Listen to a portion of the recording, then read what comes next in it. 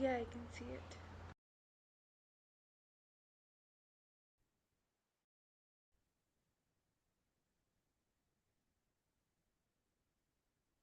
Are you saying something? No, I was saying that I can see the screen.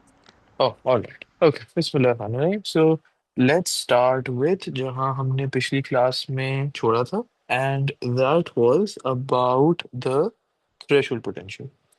तो हमने ये बात की थी कि what actually is threshold potential, and we understood this using an example कि throughout the 24 hours in a day different different stimulus हमारी body के अंदर आते हैं या हमारी बॉडी के ऊपर एक्ट करते हैं, and it is not important for us to respond to every single stimulus, but there is a problem.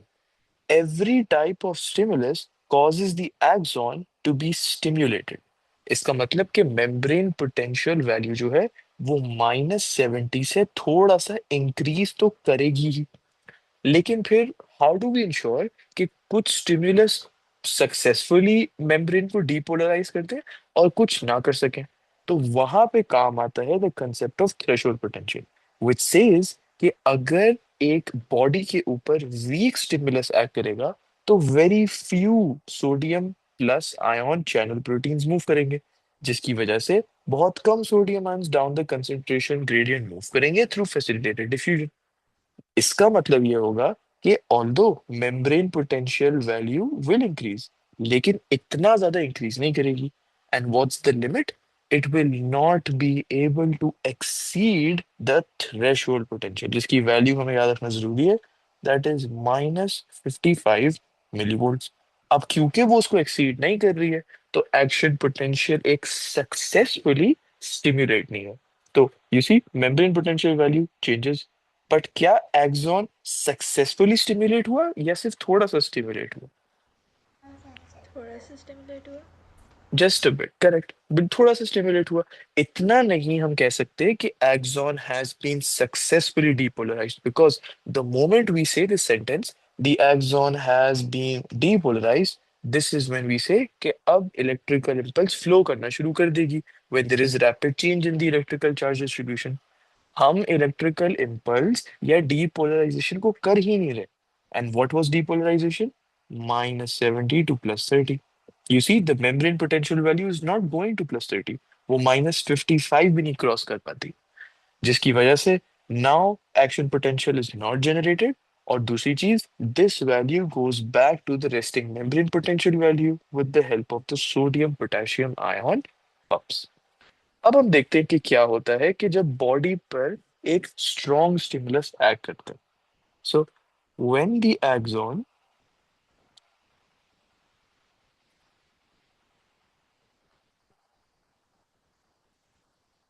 Is stimulated by a strong stimulus, तो पहले मैं एक्सप्लेन कर देता हूँ और फिर मैं बाद में लिख दूंगा. Let me just write this sentence. When the axon is stimulated by a strong stimulus. Now see the word here, strong stimulus. इसका मतलब बॉडी को रिस्पॉन्ड करना जरूरी है. इसका मतलब ये कि एक इलेक्ट्रिकल इम्पल्स प्रोड्यूस होना जरूरी है. इलेक्ट्रिकल इम्पल्स का दूसरा नाम एक्शन पोटेंशियल. तो एक इलेक्ट्रिकल इम्पल्स या एक्शन पोटेंशियल प्रोड्यूस होना जरूरी है, जिसकी वजह से बॉडी रिस्पॉन्ड देगी based on what the electrical impulse is telling us. Now in order to produce the electrical impulse, क्योंकि एक स्ट्रॉन्ग स्टिमुलस है, a greater number of voltage gated sodium ion channels open.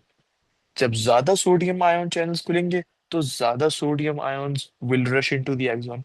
उसकी वजह से membrane potential की value will exceed -55 मिलीवोल्ट्स.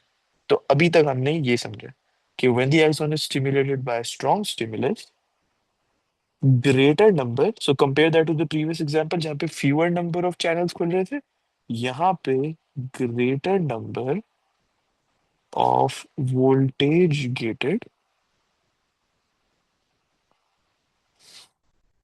Na+ ion channels open. इसकी वजह से ये होता है कि मोर Na+ ions rush into the axon, or you could say they move into the axon down the concentration gradient, facilitated diffusion, all of that stuff. जिसकी वजह से the membrane potential value exceeds -55 millivolts. And जैसे कि हमने देखा था, this is called the threshold potential value. So all you have to understand is, एक बार मेम्ब्रेन पोटेंशियल की वैल्यू एक्सीड कर गई ना -55 को, सो यू आर कंफर्मिंग कि एक एक्शन पोटेंशियल जनरेट होगा. अब हमें सिर्फ बताना है कि कैसे होगा. So there are two situations. Membrane potential value does not exceed, so action potential is not generated. This returns back to -70. अगर membrane potential exceeds this, confirm action potential produce होगा. अब हम बात करते हैं कैसे प्रोड्यूस होगा. जब ये वैल्यू थ्रेशोल्ड पोटेंशियल को एक्सीड करेगी, even more, now even more sodium ion, again voltage gated, sodium ion channels will open. इसकी वजह से क्या होना चाहिए according to you? Uh, More depolarization? So it's never more depolarization, क्योंकि डीपोलराइजेशन तो एक प्रोसेस का नाम है ना, जहां पे हम +30 तक जा रहे हैं. सो क्या हम ये कह सकते हैं कि more sodium ions will now even move into the axon? Yeah. Yes. तो मेम्ब्रेन पोटेंशियल की वैल्यू अब, लेट्स सपोज -55 थी, मतलब एक्सीड कर गई है. और अब वो टेक्निकली एज यू सेड, अब जाके डीपोलराइजेशन होगी कि -70 मिलीवोल्ट से नाउ इट रीचेस +30 मिलीवोल्ट. अच्छा, could you tell me the membrane potential value जिस पर the sodium ion channels close?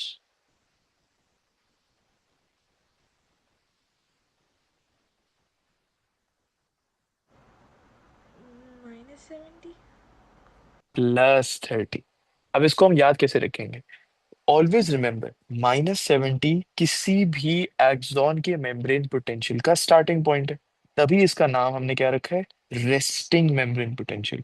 Axon का मेम्ब्रेन अभी रेस्ट कर रहा है, क्योंकि there is no changes in the electrical charge across it, it is resting. तो resting membrane potential -70.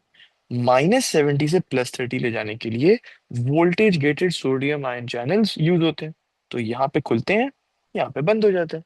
That's okay. Now, once this value reaches +30, now we say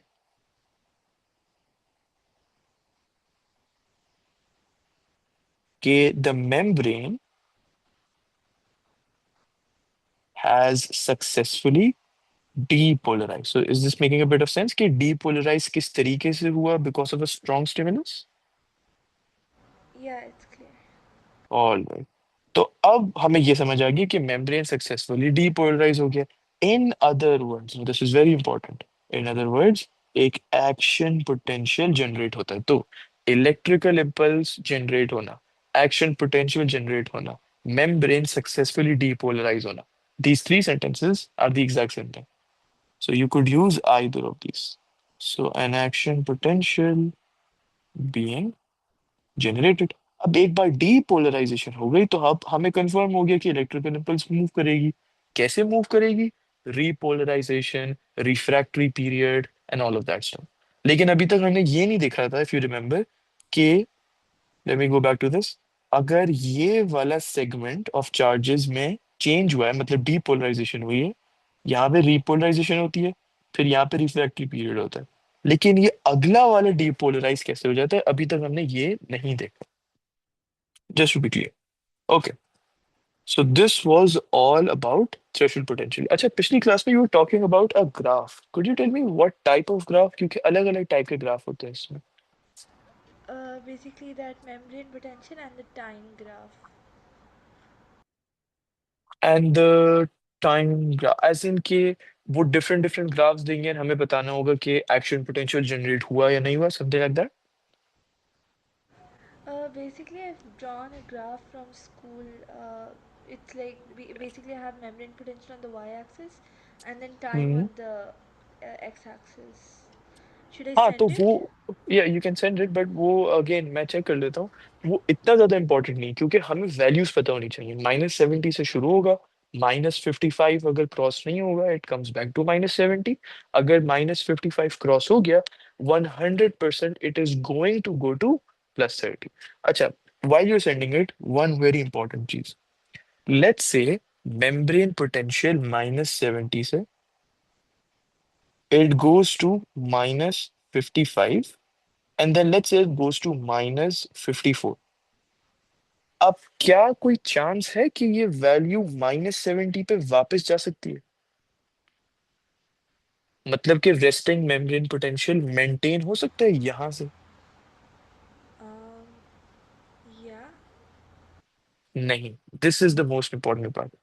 एक बार membrane potential की वैल्यू थ्रेशोल्ड पोटेंशियल को exceed कर जाएगी, at this moment you are 100% sure कि value +30 पर ही जाएगी। The value is not going to go back to -70। अब लेट्स से -70 की पहले वैल्यू थी, और ये वैल्यू हो गई -56। It's not increasing any further. तो अब इसने थ्रेशोल्ड पोटेंशियल को क्रॉस नहीं किया। So now you will say कि this goes back to -70। Think of games में जब चेक पॉइंट्स होते हैं, right? So once you cross a check point, after you lose you start from that same check point, correct? Yeah. And if you do not cross that checkpoint before getting out, you start from the starting line. उसी तरीके से, if the value is not able to cross -55, it goes back to -70. If it does cross -55, 100% it will go to, so -55, -54, ऐसे करते करते ये 100% +30 तक जाएगी। तो कहने का मकसद क्या है? Once it crosses -55, you need to be sure कि action potential generate होगा। There is no going back. That's it. Okay, so Sam, let me just check the picture. Just look for my phone. Give me a minute. Yeah.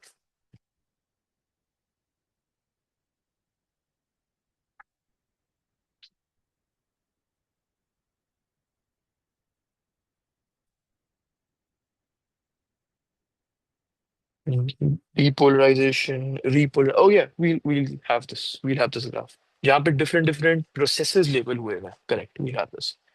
Okay. Now I'll send this in the form of a question. मेरे पास एक question भी है इस तरीके का.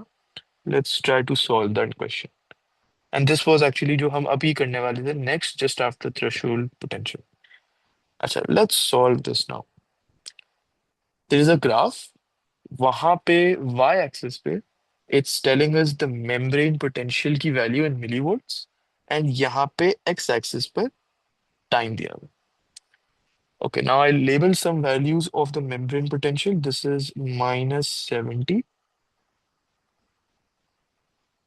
This is -55. And then this is +30. Now I know कि ये essentially axis है और ये 0 0 होना चाहिए और इसके ऊपर पॉजिटिव होना चाहिए, but just ignore that for now. Just let me just do this. कि yeah. So यहाँ से there's no 0 0. It's just starting from -70 and it keeps increasing -55 और +30 तक. Okay, now मैं यहाँ पे एक ग्राफ बनाता हूँ जिसमें 4 stimuli are given to a person. So एक बंदे पर 4 stimuli act कर रहे हैं. And I'll tell you at what point in time are the 4 stimuli individually being acted. So 4 stimuli are given. पहले तो let's make the graph quickly.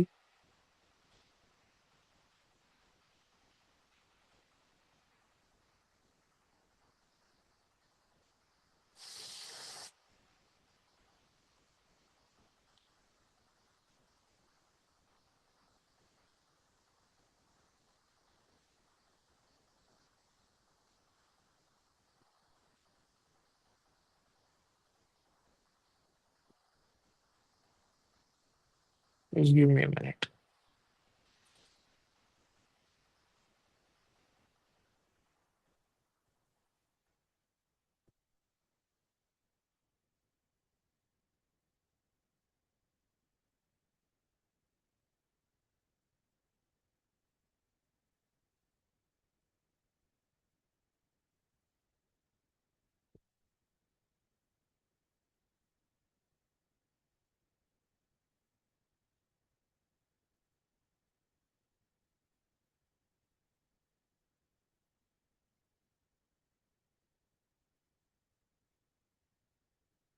Okay, अब ये ग्राफ है जिसमें चार स्टिमुलाई दिए गए थे। दिस इज द पॉइंट जहां पे स्टिमुलाई नंबर वन था, सो this is S1।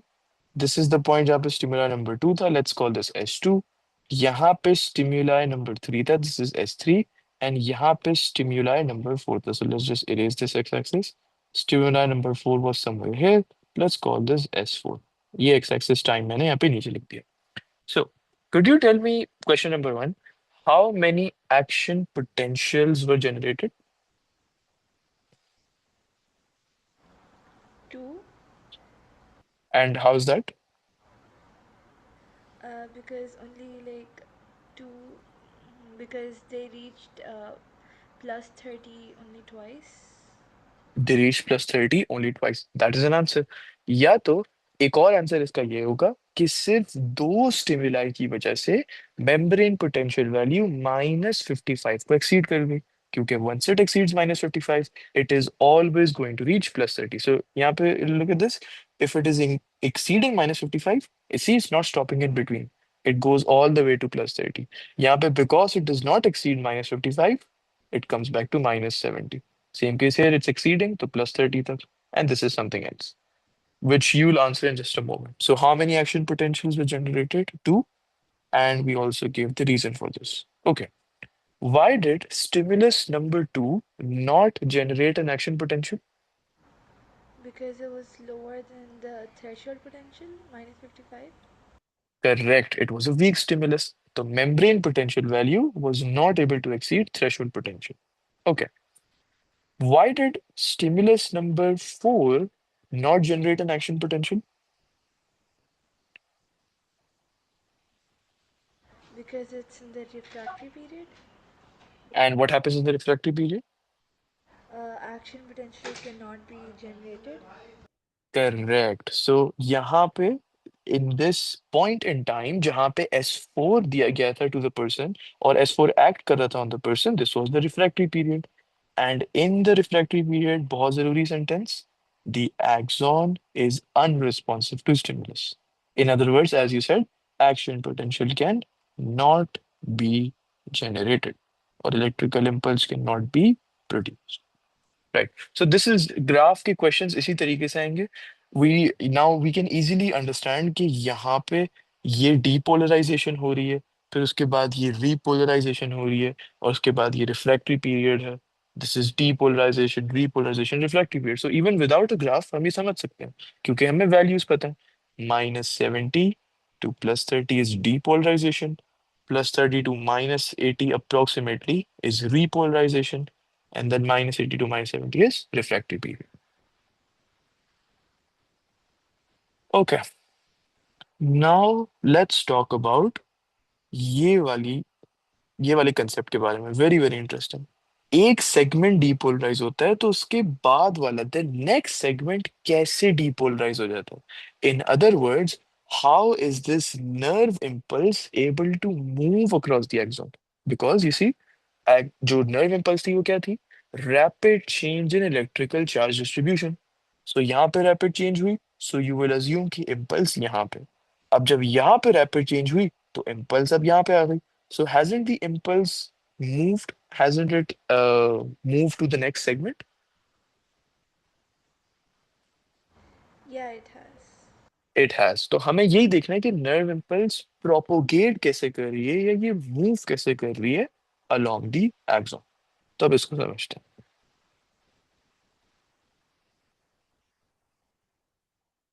So the first point to understand is, सबसे पहले जब वो वाले एक्सॉन का सेक्शन, तो मैं क्या कर सकता हूँ, I just copy paste this so I don't have to go back and forth again and again. Let's copy paste these two diagrams. अब जब one section of the axon, और हमारे केस में when the first section of the axon successfully depolarize हो जाता है, now is this section the one which is closest to the receptor?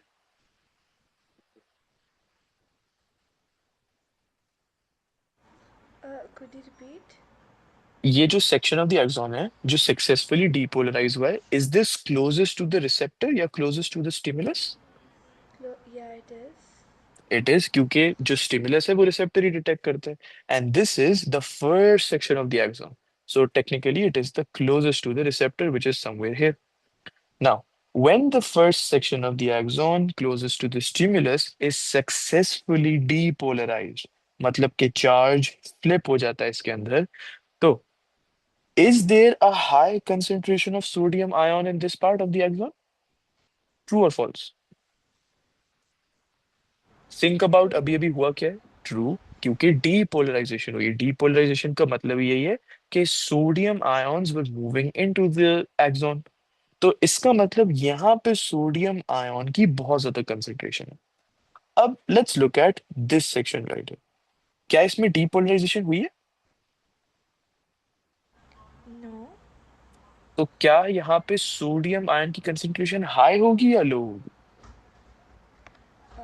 Low. Low, because depolarization has not occurred. So now look at the concentration of sodium ion. यहाँ पे high है और यहाँ पे low है.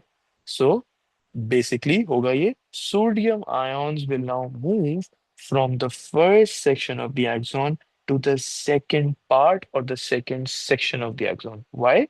Because यहाँ पे high concentration है, यहाँ पे low concentration है. Simple diffusion की वजह से वो move करेंगे.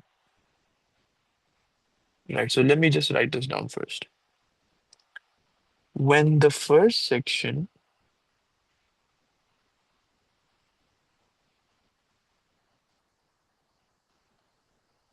of the axon is successfully depolarized, मतलब कि चार्ज सक्सेसफुली फ्लिप हो चुका है, +30 तक आ चुका है चार्ज,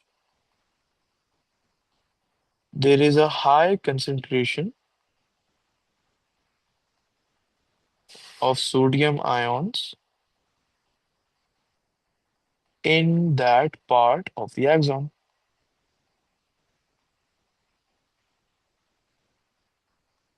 इसकी वजह से, और even before that, the next part of the axon just adjacent to that has not yet been depolarized.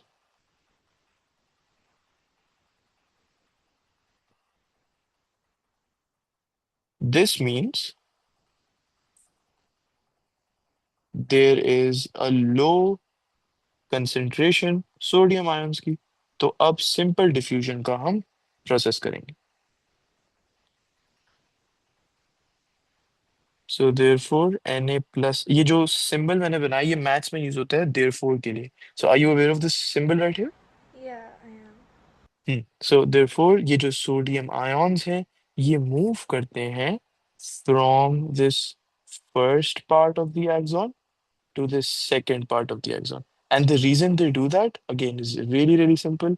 यहाँ पे high concentration होती है and then they move from a high concentration to a low concentration. इस तरीके की transport को हम diffusion कहते हैं. And it's simple diffusion. कोई ट्रांसपोर्ट प्रोटीन कुछ भी नहीं, क्योंकि they are literally adjacent to each other. बस यहाँ से यहाँ मूव कर रहे हैं, सिंपल डिफ्यूजन की तरह मूव कर रहे हैं. ओके, तो अब हमें मूवमेंट तो समझ आ गया, लेकिन वी स्टिल डिडंट अंडरस्टैंड कि ये डीपोलराइजेशन कैसे होती है second part of the axon की. होता ये है कि इस सोडियम आयन की मूवमेंट की वजह से voltage of the second section of the axon slightly increase कर जाता है. सो सबसे पहले, अगर सोडियम आयंस मूव ना करते तो what was the membrane potential value in the second section of the axon? यहाँ पे -70. Correct, -70 resting membrane potential. थोड़े से सोडियम आयंस यहाँ पे मूव करते हैं. So now, so break this into different segments. अब थोड़े से सोडियम आयंस यहाँ पे मूव कर रहे हैं, there is an influx of positive charge. क्या ये वैल्यू इंक्रीज नहीं करेगी -70 से let's say -60, -50?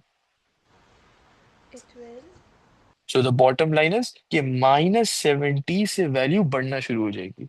As soon as it crosses -70, what's going to happen? The voltage gated sodium ion channels in this section of the axon will open, जिसकी वजह से अब sodium ion बाहर से अंदर मूव करेंगे.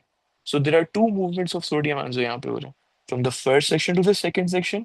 इसकी वजह से क्या हुआ? थोड़ा सा वोल्टेज, इसके मेम्ब्रेन पोटेंशियल वैल्यू थोड़ी सी चेंज हो गई, जिसकी वजह से ये वोल्टेज गेटेड सोडियम आयन खुल गए, एंड अब बाहर से और सोडियम आयन यहाँ पे आते हैं, and eventually the value reaches +30, which is depolarisation.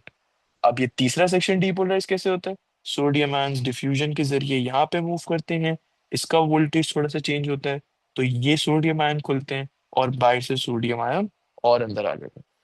Now one thing, if you are confuse कि वोल्टेज चेंज होने से सोडियम आयन चैनल्स कैसे खुल रहे हैं, इज बिकॉज, मैं पे आप लिख देता हूँ, ये जो सोडियम आयन चैनल्स है ना, voltage gated, the reason they are called voltage gated is because ये बहुत सेंसिटिव होते हैं थोड़ी सी भी वोल्टेज की चेंज में। अगर हम थोड़ा सा भी वोल्टेज चेंज कर देंगे तो ये फौरन से खुल जाएगा, एंड मैंने यही कहा, अगर थोड़ा सा भी -70 को क्रॉस करेगा, जैसे हमने वीक स्टिमुलस में देखा था, तो sodium ion channels will open. तो wouldn't it cause the second section to now reach +30?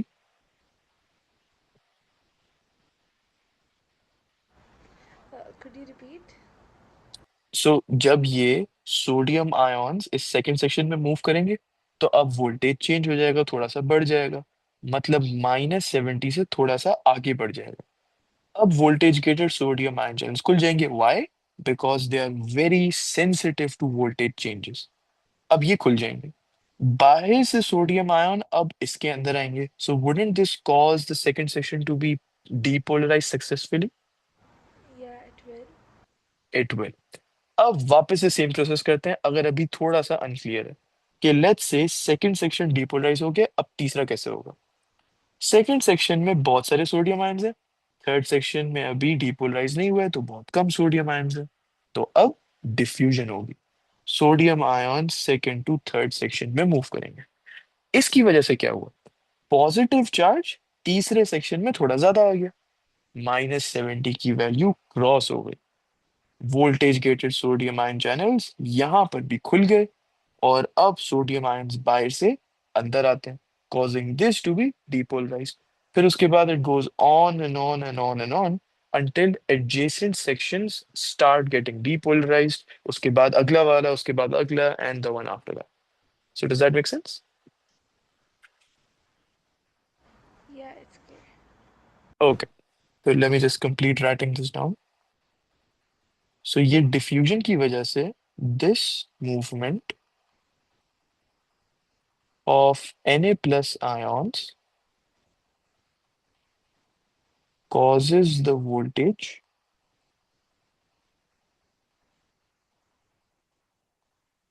of the second section of the axon to slightly increase again।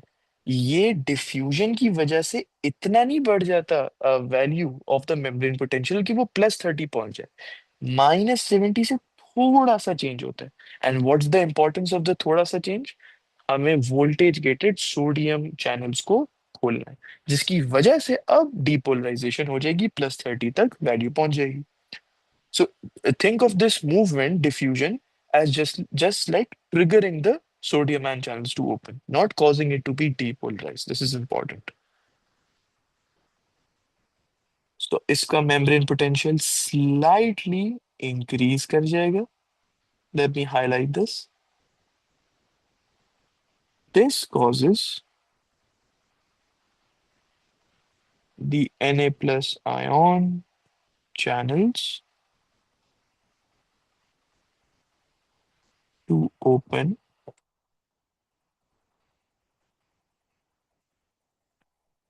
in the second section of the axon, which means कि अब ये second section के अंदर depolarisation अकर करेगी।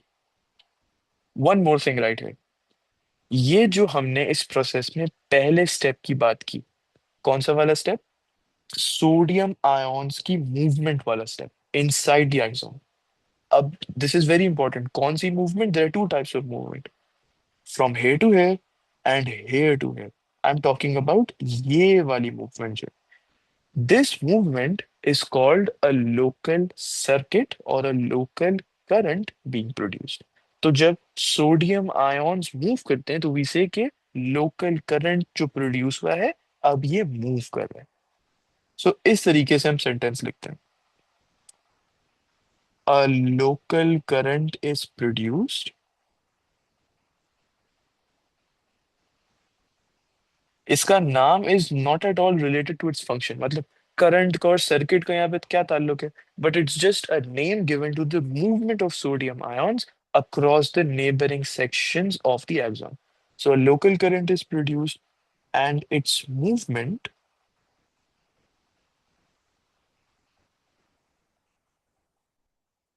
causes the neighboring sections of the axon to be depolarized. Acha, let me ask you a question just after completing this. Neighboring sections of the axon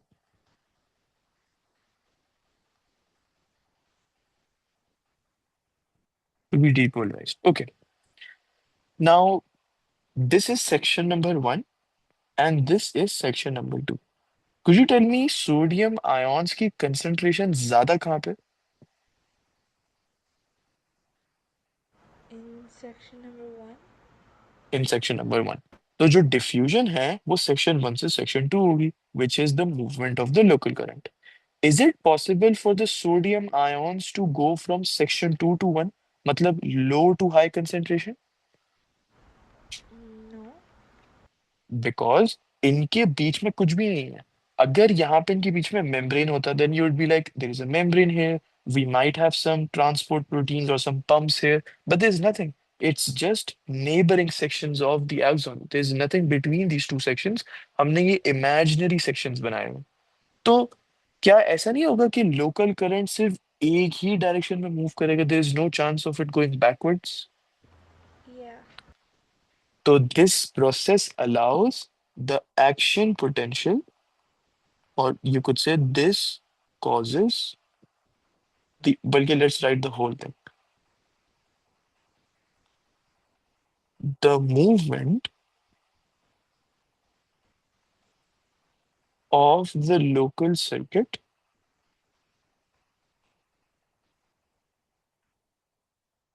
in only one direction, which is just forwards. It's never gonna come backwards क्योंकि diffusion भी सिर्फ forwards ही होगी. पहले वाले में पहले वाले section में सोडियम आयन ज्यादा होंगे, आगे वाले सेक्शन में कम होंगे. It's never gonna be the other way around.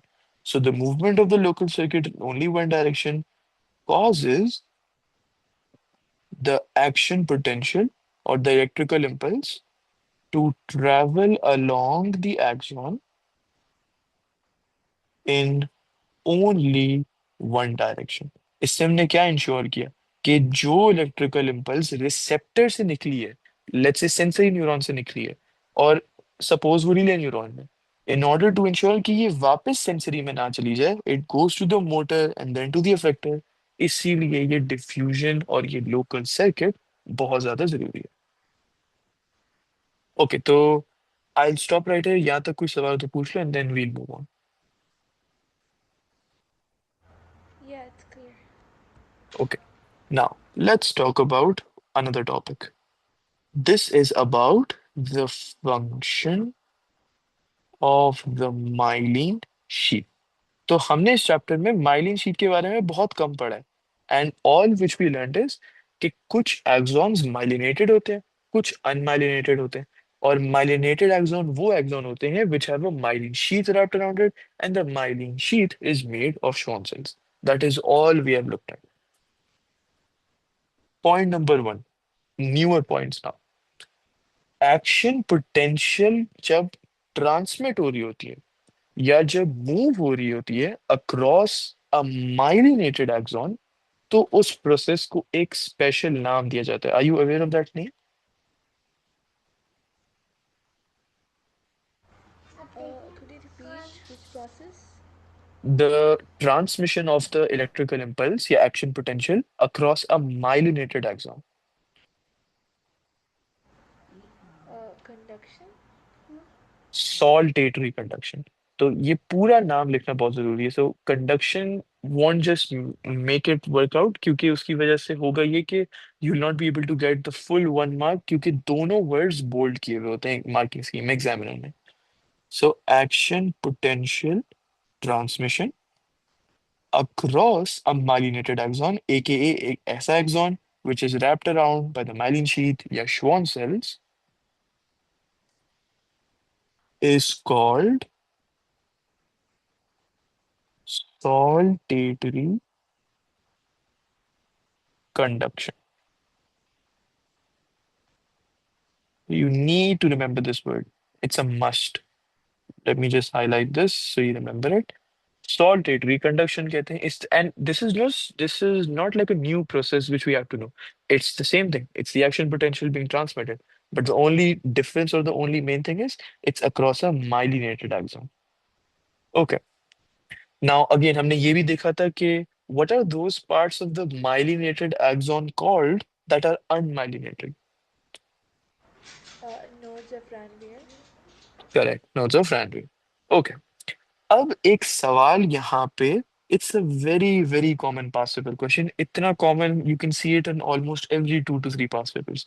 Describe the function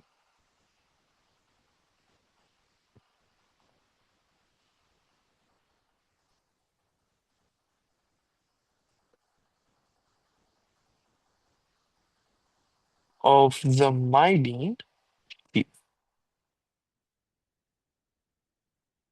So if I were to ask you to take a guess, this is a 3 mark question. Could you tell me 3 functions of the myelin sheath? Take a random guess और फिर हम उसको detail में समझते हैं.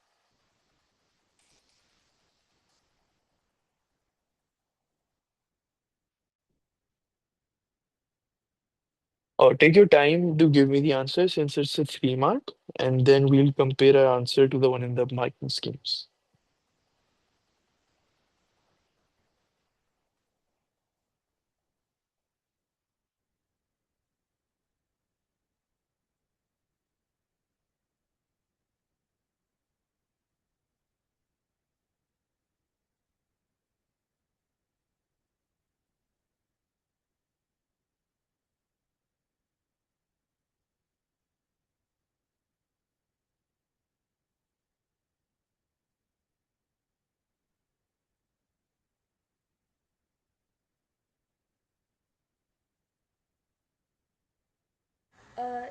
Yeah, so is it like because it like basically insulates the axon Hmm. and it speeds up transmission and Right. Okay. it ensures like rapid propagation of action potentials along the neuron?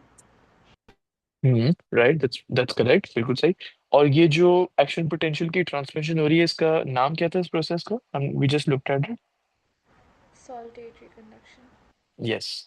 तो इस 3 mark के question में you will get the first mark when you talk about electrical insulation, जिसकी वजह से saltatory conduction होती है. So see this is the point A2 में. If you would just have written action potential की transmission, you would get 2 out of 3, क्योंकि उस process का एक नाम है, हमें उस नाम के ऊपर फोकस करना है. सो सॉल्टेटरी कंडक्शन होती है. This causes the speed of the action potential to increase. Okay, so let me right this down here. और इसमें एक छोटी सी चीज है जो फिर हम समझते हैं. This is really really interesting. Let's first just complete this. The myelin sheath provides an area of electrical insulation. This is the first keyword. And we look at ये किस तरीके से होता है, कि how does it like possibly insulate an axon, उसको भी देखते हैं. Allowing for solitary conduction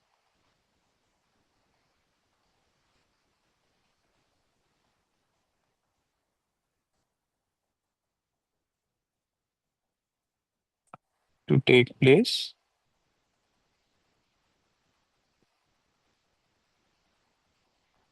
This causes the speed of action potential transmission or propagation to increase. अभी मैं चीजें शॉर्ट फॉर्म में लिखी हूँ, जैसे एक्शन पोटेंशियल, इंक्रीज का सिंबल लिख दिया। Don't do this in the exam, write the entire.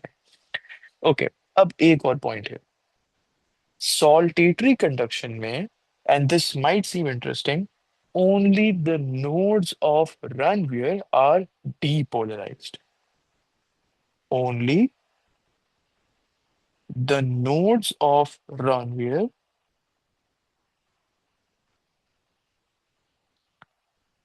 are depolarized. अब इसको समझते हैं कि इसका क्या अफेक्ट है, इसका क्या कॉन्सिक्वेंस है on saltatory conduction. And we'll do that by comparing a section of an unmyelinated axon and a section of the myelinated axon.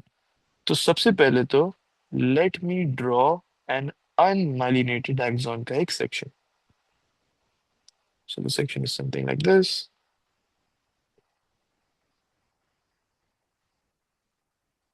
Let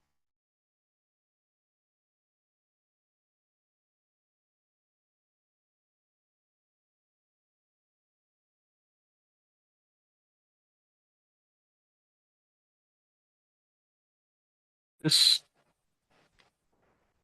is the screen share. No, it's not.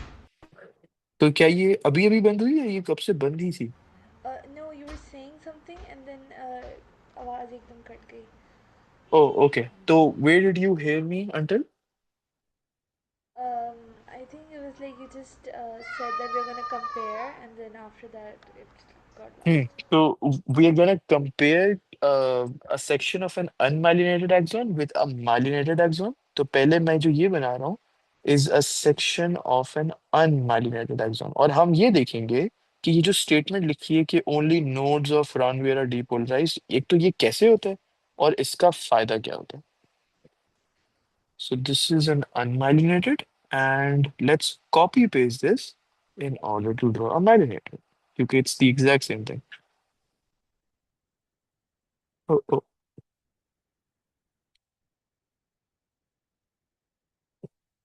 But how would I differentiate कि कौन सा myelinated और कौन सा unmyelinated? मैं यहाँ पे कुछ सेक्शन में येलो कलर कर दूंगा. So this section is simply indicating कि इन इन सेक्शंस के अराउंड माइलिन शीथ एक रैप हुई हुई है, मतलब श्वान सेल्स जो है वो रैप हुए हैं. So this and then this. Okay, अब हमारे आंसर में हमने क्या लिखा था? माइलिन शीथ प्रोवाइड करती है an area of electrical insulation. एक माइलिनेटेड एक्सॉन में nodes of Ranvier में, so can I call these the nodes of Ranvier, Yeah. and can I call these as well the nodes of Ranvier? No. No, क्योंकि वो myelinated axon के myelinated वाले section का cell surface membrane है. This is not the node of Ranvier. This is the nodes of Ranvier, the sections of the myelinated axon which are unmyelinated. तो इन nodes में हमें दिखता है कि जितने voltage gated sodium ion channels हैं, that amount is higher compared to the amount found in the cell surface membrane of the region of the myelinated axon. तो पहले मैं यहाँ पे लिखता हूँ in a myelinated axon.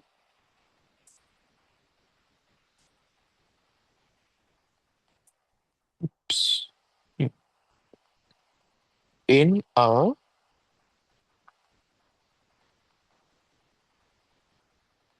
myelinated axon,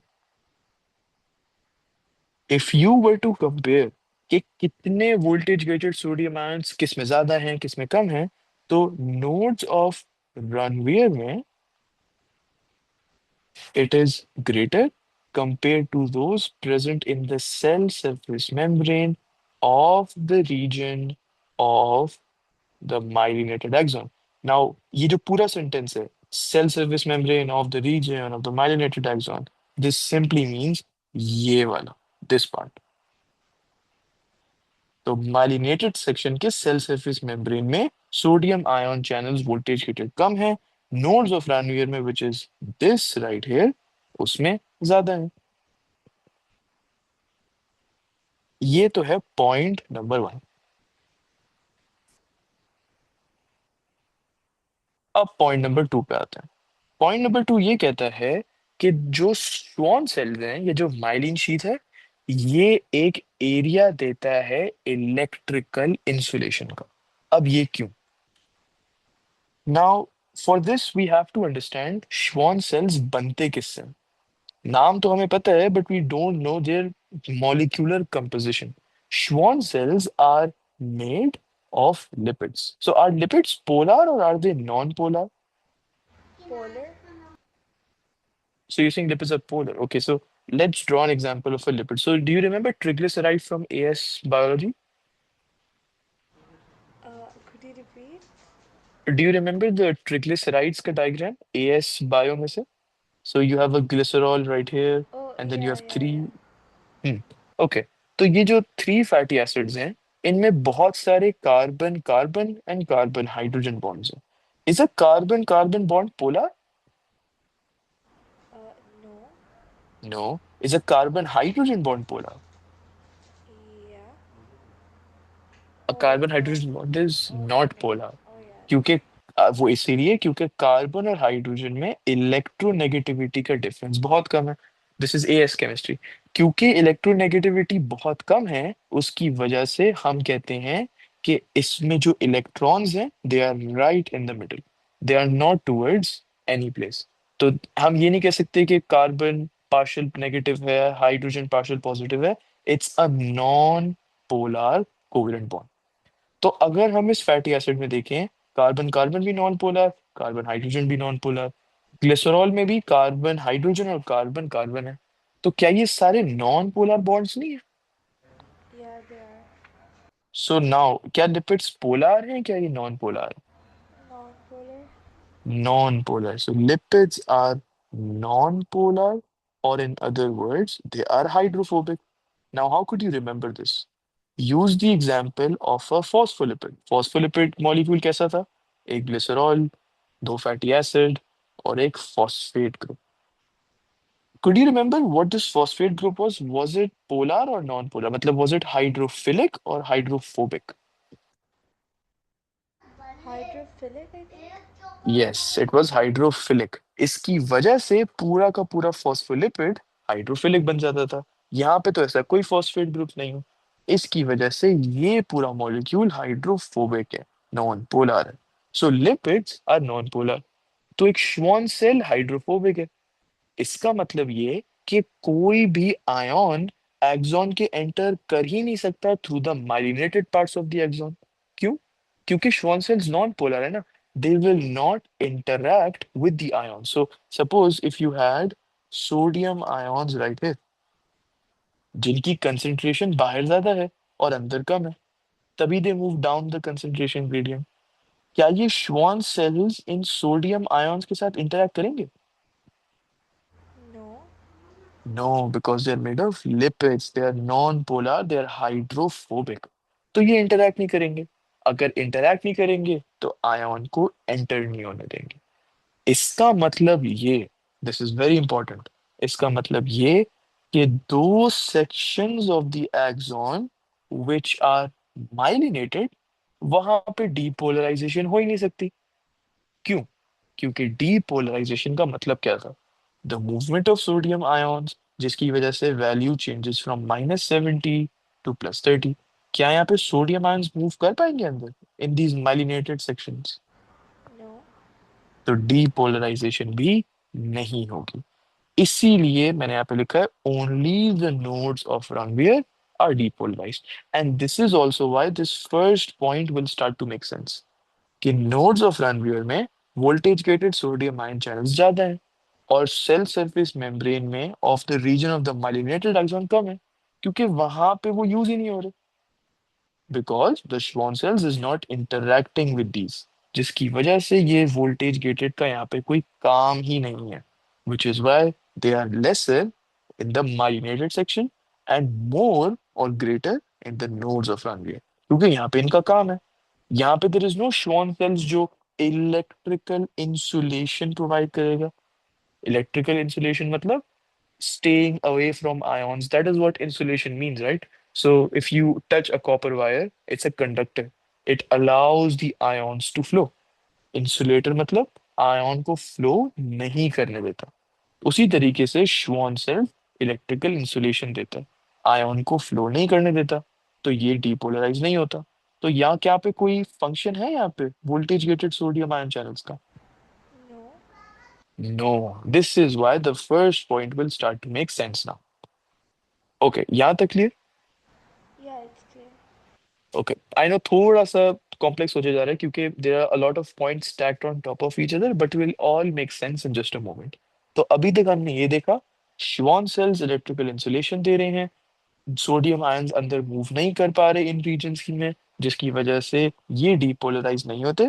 only nodes of Ranvier are depolarised. अगर nodes of Ranvier ही depolarise हो रहे हैं तो अच्छा, pause that for a moment. Action potential transmit कैसे हो रहा था from one section of the axon to the other?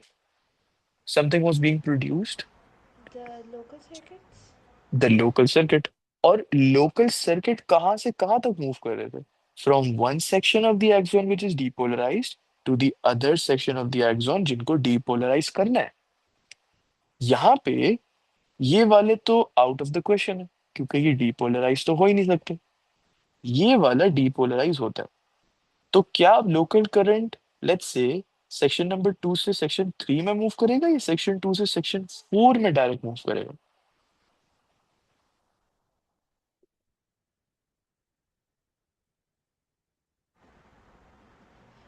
Could you repeat? I didn't catch it. हाँ, तो मैं सबसे पहले तो यहाँ पे एक स्टेटमेंट लिखता हूँ।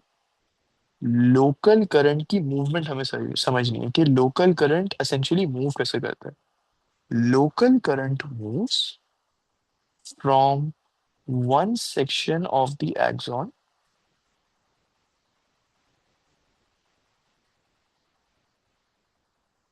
विच इज डीपोलराइज्ड। तो एक ऐसा सेक्शन जो कि डीपोलराइज्ड है, वहां से वो अपनी जर्नी स्टार्ट करता है और वो एक अगले सेक्शन में जाते हैं जिसको डीपोलराइज करना होता है। So and moves to the other section और द नेक्स्ट सेक्शन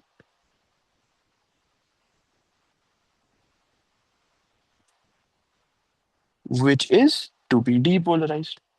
तो जिस सेक्शन को डीपोलराइज करना है, लोकल करंट वहां पे मूव करेगा। क्या हम इस माइलिनेटेड सेक्शन को डीपोलराइज कर सकते हैं? No. तो क्या local current in myelinated sections में मूव करेगा या डायरेक्टली जंप करेगा from one node to the other? It's gonna jump. It's gonna jump. इसका मतलब ये कि सॉल्टेटरी कंडक्शन में the local current produce moves across a larger distance. So this is the main part of this chapter. In solitary conduction,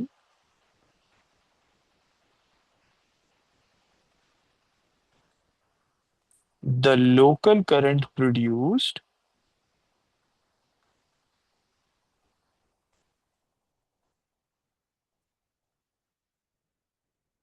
travels a longer distance. अब longer या shorter मतलब हम compare करने ना दो चीजों को। I am comparing saltatory conduction with action potential की ट्रांसमिशन इन एन अनमाइलिनेटेड एटम। तो पहले तो हम सॉल्टेटरी की बात कर लेते हैं। सॉल्टेटरी कंडक्शन में at the local current produce travels a longer distance, and इस केस में ये डिस्टेंस क्या है? This is from one node of Ranvier to the next node of Ronvier. Now, keep this in mind and compare this to electrical impulse की transmission in an unmyelinated axon. तो क्या unmyelinated axon में node of रनवियर जैसी कोई चीज होती है? No. सो यहाँ पे लोकल करंट की मूवमेंट क्या होगी? Will it be shorter compare to this और will it be longer? It's gonna be longer. अब कहाँ पे लॉन्गर, यहाँ पे या यहाँ पे? In the unmanned. So okay, so let's compare this. Let's say कि लोकल करंट यहाँ पे प्रोड्यूस हुआ है और लोकल करंट यहाँ पे प्रोड्यूस हुआ है। Let's label the section, section 1 2 3 4 5 6 7 8 9 and this is 1, 2, 3, 4, 5, 6, 7, 8 and 9. At one point in time, यहाँ पे सॉलिटेटरी कंडक्शन कैसे होगी? 2 से नेक्स्ट वाला कौन से सेक्शन में जाएगा local current? Three. So you're saying local current is gonna go in the myelinated Oh no, section? no, no, no. Sorry, I thought it was for the first one. It's gonna go to Hmm. four directly. It's gonna go to 4. So 2 से ये 4 में जा रहा है. अच्छा, 4 से फिर कहाँ तक जाएगा? The immediately next one. To six, 6 उसके बाद, eight, and then and then 10. right. So ये 8 से 10. It took 4 jumps. It took 4 jumps for the local current to reach from number 2 to number 10. अब हम देखते हैं कितने जंप्स लगते हैं लोकल करंट को एक अनमाइलिनेटेड एक्सॉन में. तो एक अनमाइलिनेटेड एक्सॉन में अगर 2 पे है तो डायरेक्टली कहाँ मूव करेगा? इमीडिएटली नेक्स्ट में.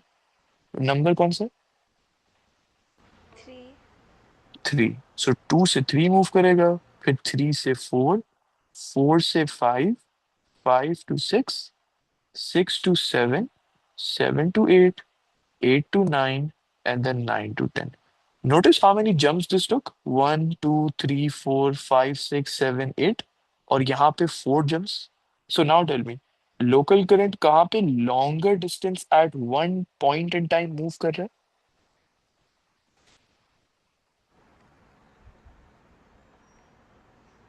Uh, मतलब कि अगर एक जंप की बात करें in an unmyelinated axon, this is one jump.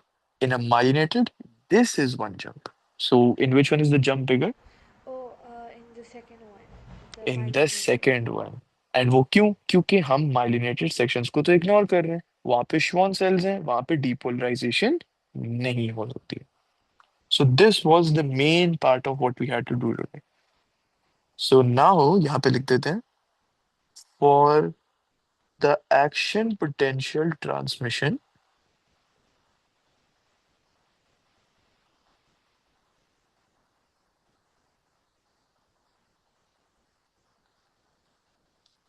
the local in an unmyelinated axon,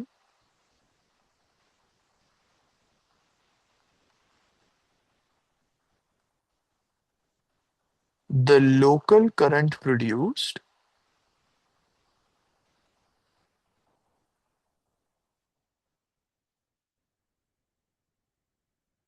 moves to the adjacent section of the axon. So could you tell me किस तरीके के axon में, which type of axon में every part of the axon is depolarized? In the unmyelinated one. Correct. इस तरीके के सवाल वो पूछता है. So the adjacent section of the axon. So in an unmyelinated axon, every section is depolarized.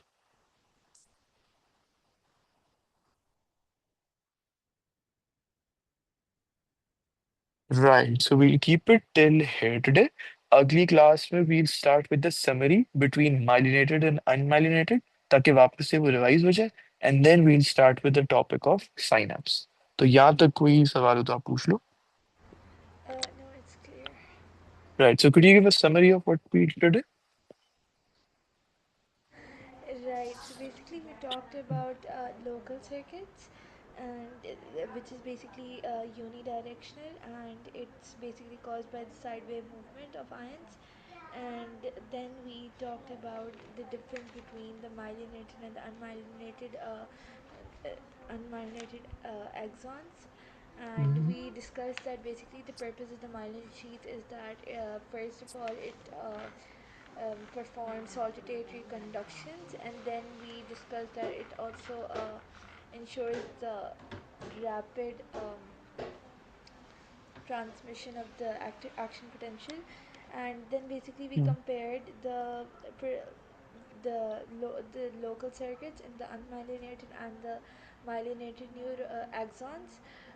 So basically in the unmyelinated axons, the local circuits they have a shorter distance because they just have to move adjacent, while in Mhm. the myelinated axon, they have to jump, so it's longer, and a longer distance has to be traveled.